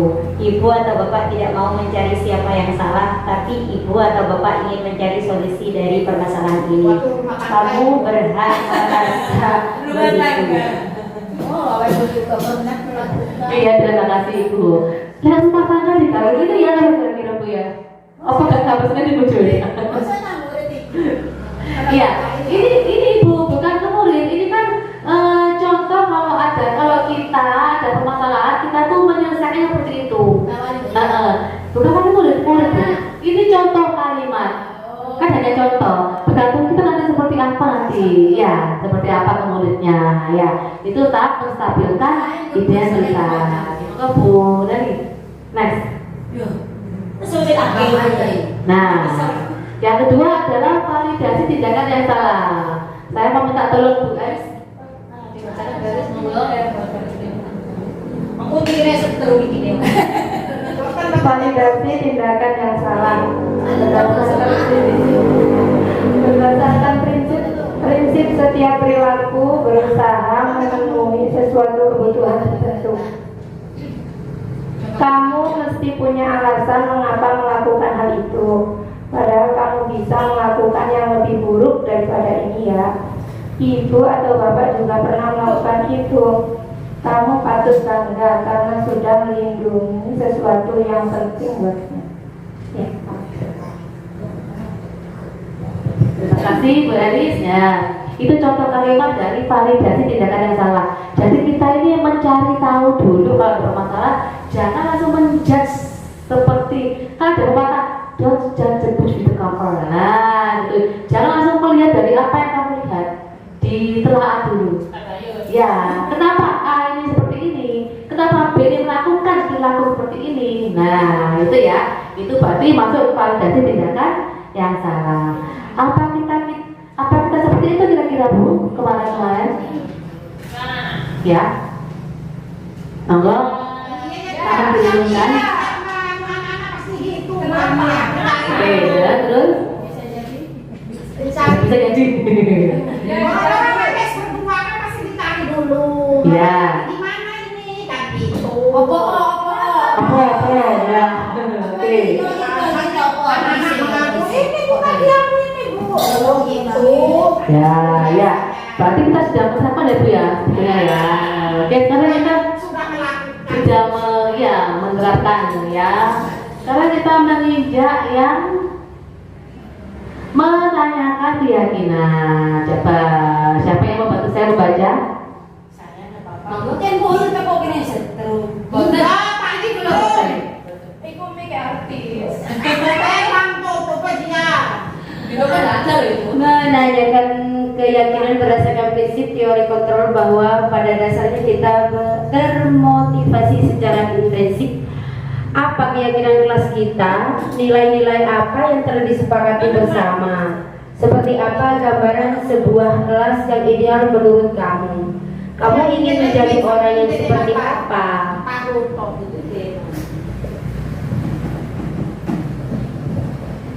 Iya, terima kasih. Lah, kalau segitiga restitusi di sini ada yang paling penting Ibu, menanyakan keyakinan. Kalau tadi kan ada validasi tindakan yang salah, oke kita masuk. Oke, menstabilkan identitas, oke kita masuk. Kalau di segitiga restitusi, bedanya dengan konsekuensi atau hukuman, di sini adalah menanyakan keyakinan. Apa itu keyakinan? Tadi peraturan yang sudah dibuat oleh anak-anak sendiri. Nah itu. Kalau kemarin saya memang salahnya, kalau waktu tugas yang ini itu saya belum membuat keyakinan kelas seperti itu. Jadi saya bikinnya telat. Gitu. Tapi nggak apa-apa, belajar dari pengalaman, dari kesalahan, dan saya akan berbuat yang lebih baik lagi ya Bu ya. Nah, jadi tugas kita Bu ya, walaupun nanti nggak seperti punya saya, pokoknya kita membuat, pokok intinya ada suatu peraturan dari anak sendiri. Nah, gitu. Jadi anak itu nggak terbebani, Ibu ya, nggak terbebani. Ibu nggak peraturan torek, larangnya ini. Kalau anak, yang bikin siapa? Nah, anak kemarin kan? Iya. Nah, gitu ibu-ibu ya. Ya, dia monggo next Bu ya. Oke, ya. Sampai sini sebelumnya Ibu, ini saya contohkan. Sebelum kita mengejar ke penutup, nah di sini ada waktu saya membuat keyakinan kelas.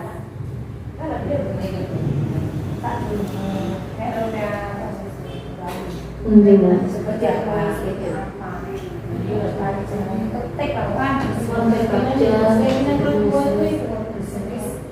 Oh di ini. Oh masih di HP lupa. Tadi kita di HP. Ya. Ini anu Ibu. Ini kemarin. Assalamualaikum warahmatullahi wabarakatuh. Bukti bertanggung jawab. Nah ini contoh penerapan segitiga restitusi. Tapi ini saya contohkan dari Jakarta sendiri ya Bu ya. Dan memang saya menilai kalau itu saya belum sempurna karena kan nggak ada skenario. Jadi nggak ada skenario langsung saya bikin gitu. Menunjukkan identitas dibuat berdasarkan prinsip membuat kesalahan adalah bagian dari proses pembelajaran dan menggeser identitas gagal ke identitas sukses. Berdasarkan 8 tahapan validasi tindakan yang salah. Berdasarkan prinsip, setiap perilaku berupaya memenuhi suatu kebutuhan tertentu, dan guru akan bergeser dari pemikiran stimulus respon menjadi proaktif, mengenali dan memahami kebutuhan murid akan memperbaiki hubungan dengan murid. Dalam tahapan menanyakan keyakinan, murid akan diberi pertanyaan-pertanyaan bermakna untuk mewujudkan motivasi secara intensif sehingga anak mampu menyalurkan keyakinannya dengan tindakan yang salah. Kasus pertama, Robi menangis karena terjatuh. Terjatuh karena didorong oleh Dani yang terburu-buru keluar kelas. Dani merasa Robi menghalangi jalannya. Kenapa Pak Robi? Mas Dani.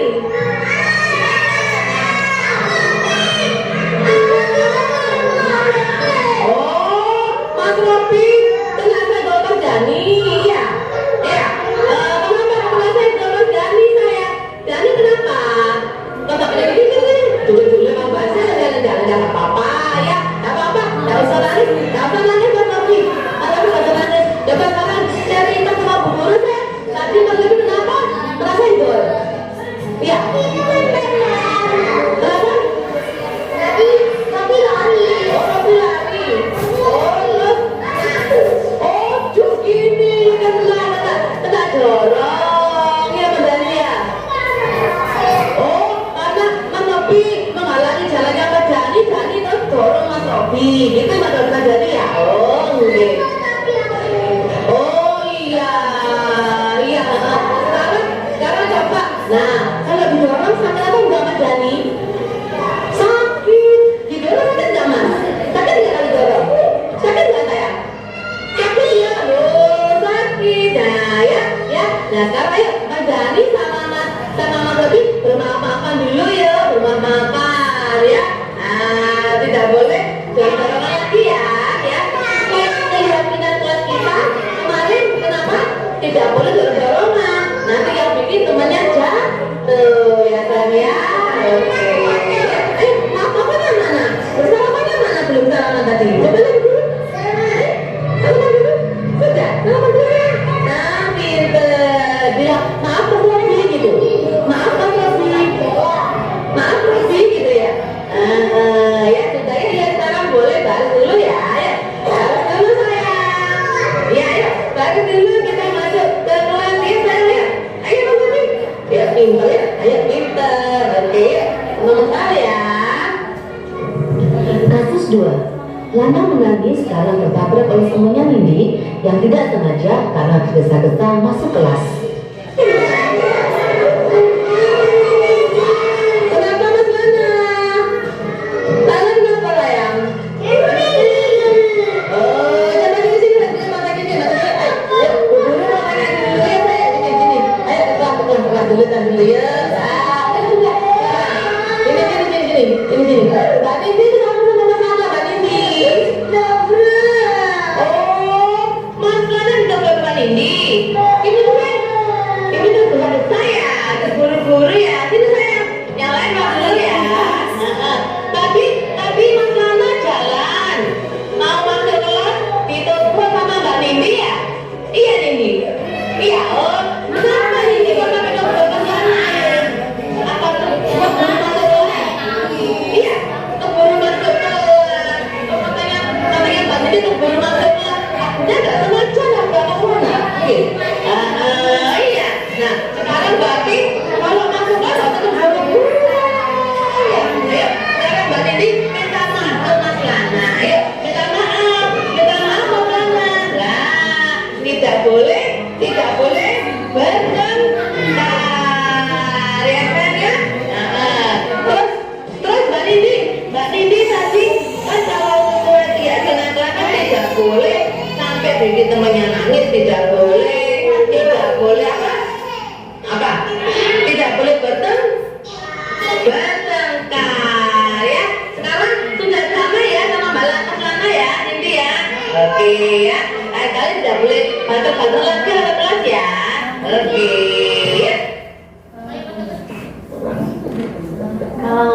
Kalau segitiga ras itu sih kalau di TK itu lucu Ibu. Karena sebetulnya kan kalau segitiga restitusi itu ada skenario semua pertanyaan. Itu kalau kemarin saya merasa susah. Karena kalau penerapannya pun di TK pun kan harus langsung, nggak bisa di apa lagi, nggak bisa gitu Bu ya. Nah, jadi itu kalau ada yang nangis bener loh, kata saya, kok saya pribadi asli nangis sana. Ya mana nanti langsung aku dihapus itu, seperti itu ya. Nah kembali ke yakinan kelas Bu ya. Hanya Bu sebentar ya, hanya apa referensi sedikit. Nah ini kemarin saya buat. Sama dimakan Ibu, monggo sama dimakan. Nah ini keyakinan kelas saya buat ini waktu saya buat belum mendapatkan materi dari sesudahnya maksudnya. Jadi hanya sekedar tomate itu maksudnya T, minta tolong maaf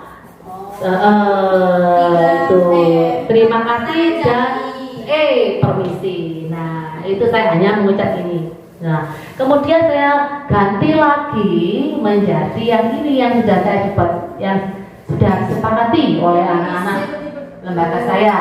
Yang pertama ini adalah aku cinta hidup rukun.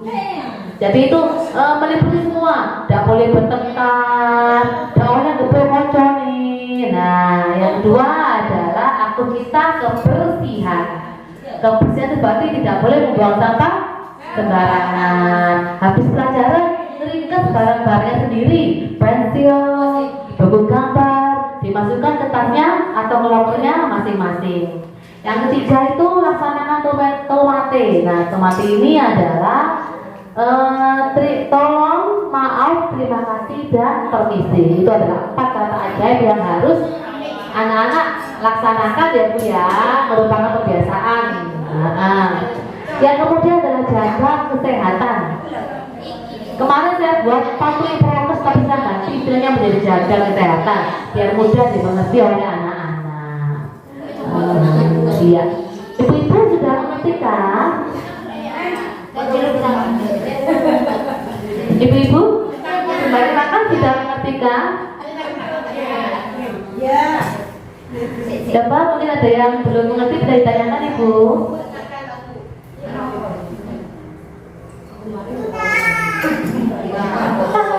Iya. Ibu ada yang tanyakan? Monggo.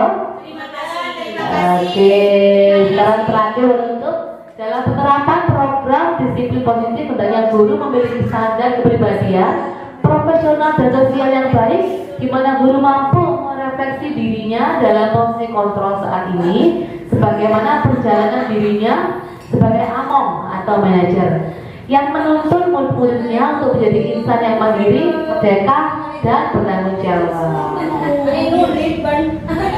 Oke, sekian Ibu ya dari saya, semoga dapat diterima dan dapat berguna dan bermanfaat untuk pengetahuan kita nanti ke depannya sebagai seorang pendidik, pengajar dan guru pendidik dan pengajar ya, yang harus digugu dan ditiru oleh anak-anak kita. Assalamualaikum warahmatullahi wabarakatuh. Waalaikumsalam.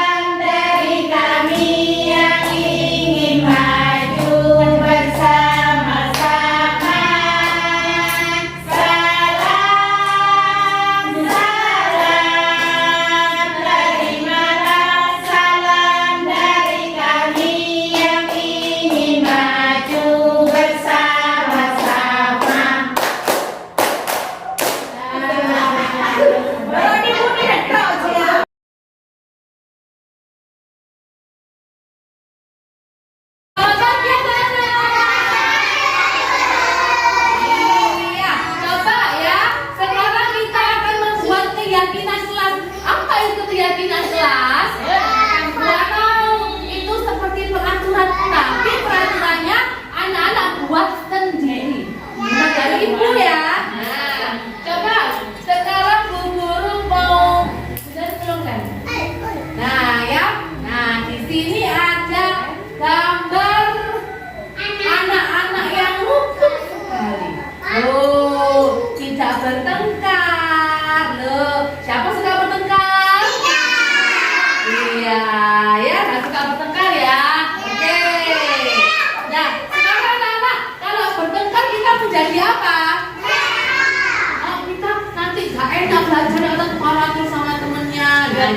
boleh bertengkar. Ya, kula Atau singen.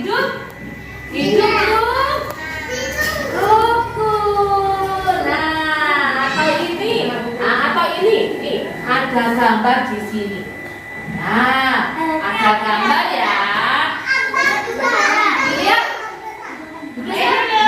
Ada gambar yang anak yang rukun dan suka bertengkar. Oh, gambar. Siapa yang anak-anak memilih yang suka bertengkar? Tidak tahu ya? Siapa yang suka milih yang hidup rukun? Oke, hidup rukun. Berarti ini nanti ibu ambil ya. Ibu ambil, ibu tempel di sini. Nah, oke. Ya. Nah, jadi anak-anak nanti di kelas harus hidup rukun. Yang kedua, ada gambar. Ini kelasnya anak-anak. Bersih atau apa kali ini? Bersih? Bersih ya? Anak-anak suka di kelas yang bersih? Iya. Ini gambar apa? Kotor. Suka mana? Kelas kotor atau kelas bersih? Berarti ini nggak pakai ya? Ini nggak pakai, tempel sini dulu. Oke, yang ini ibu tempel di sini. Nah, tapi yang pertama, halo, yang pertama apa? Oh, itu rambut. Dan yang kedua, itu bersih. Yang ketiga, ada gambar ini.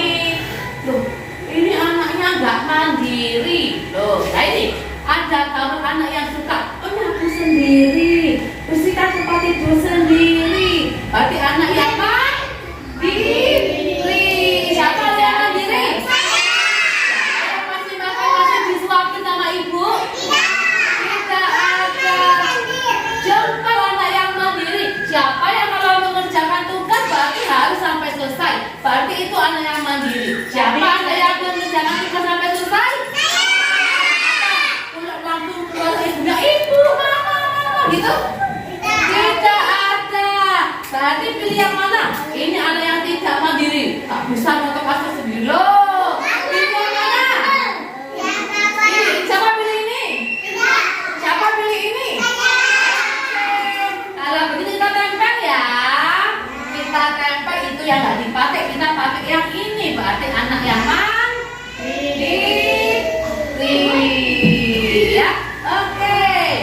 Sekarang ada lagi. Nah, ini gambar apa ya? Bukan rumah sakit. Ini gambar mematuhi kesehatan. Misalkan kalau mau makan harus apa? Cuci tangan. Terus habis bermain di luar ada area main pasir, cuci tangan juga. Berarti mematuhi prosedur kesehatan. Iya. Ya, pakai masker kalau batuk, pilih pakai masker biar virusnya enggak keluar. Ya, dipakai ya ini kan ya. Nah, baru sudah ada 4 gambar. Yang terakhir, ini gambar apa ya? Ini gambar anak bersalaman. Nah, ibu punya kata-kata. Ada kata-kata 4 di sini. Kata-kata ajaib. Yang pertama, kalau anak-anak salah minta apa? Minta apa? Maaf. Satu kata. Yang kedua, kalau butuh bantuan minta tolong jemput. Bagus, pintar. Yang ketiga, kalau diberi sesuatu mengucapkan apa? Terima kasih, jempol. 3 ya.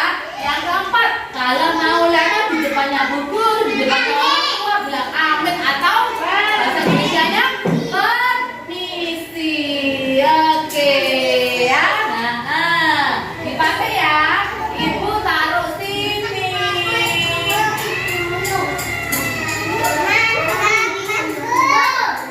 Iya. Gak cukup. Nah, sudah ya sayang ya. Nah, jadi sayang, ada keyakinan kelas kita yang pertama harus apa? Hidup rukun. Kalau sudah hidup rukun, siapa setuju? Harus? Gak boleh? Bukan. Yang kedua,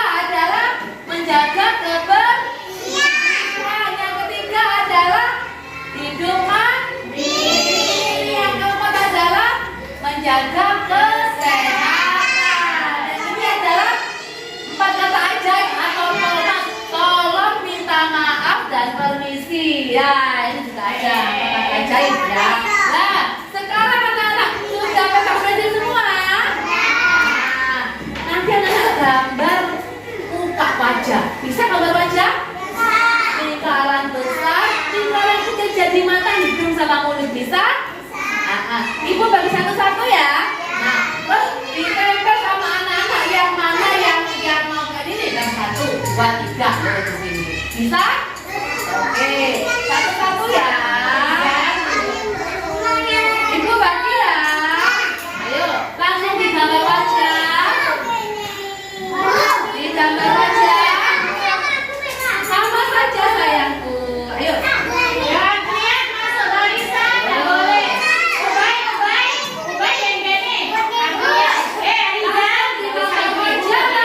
Menempelkan di gambar yang disukai sama anak-anak yang mana?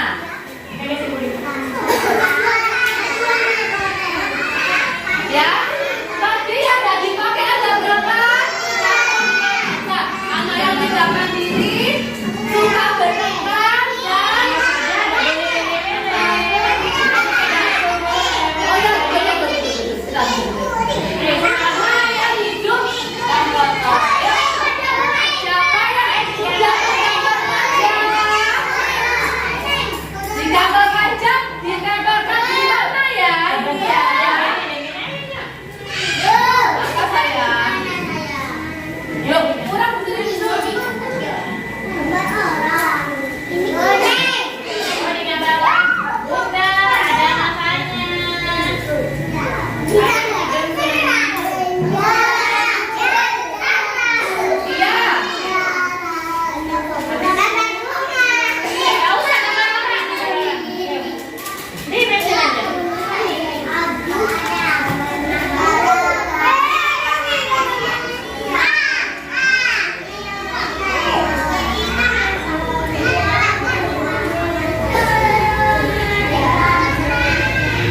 Sudah? Kalau sudah langsung berdiri, gantian ditempel di gambar yang mana? Bunda lingkaran, ada matanya, ada hidungnya, ada Ayo, mulutnya. kita kemana? Gambar yang mana? Yang harus diikuti. Sudah digambar? Ayo, siapa sini sayang sana? Yang mana? Hidup rukun ya. Nah, tempel di sini sayang. Loh, kok kecil ini ya? Nah, yang besar mukanya sayang. Mukanya yang besar. Ya, ditempel di mana? Yang mana? Itu yang mana kira-kira? Hidup rukun harus selamat diri. Adil pasti ya. Sudah, yang mana? Tempel yuk, yang satu. Oke, sini, Pak sini. Pelan, satu. Nah, oke, saya. Yang belum silakan maju. Tempel, kamu sendiri yang mana? Yang mana? Harus menjemputkan terpotong. Sudah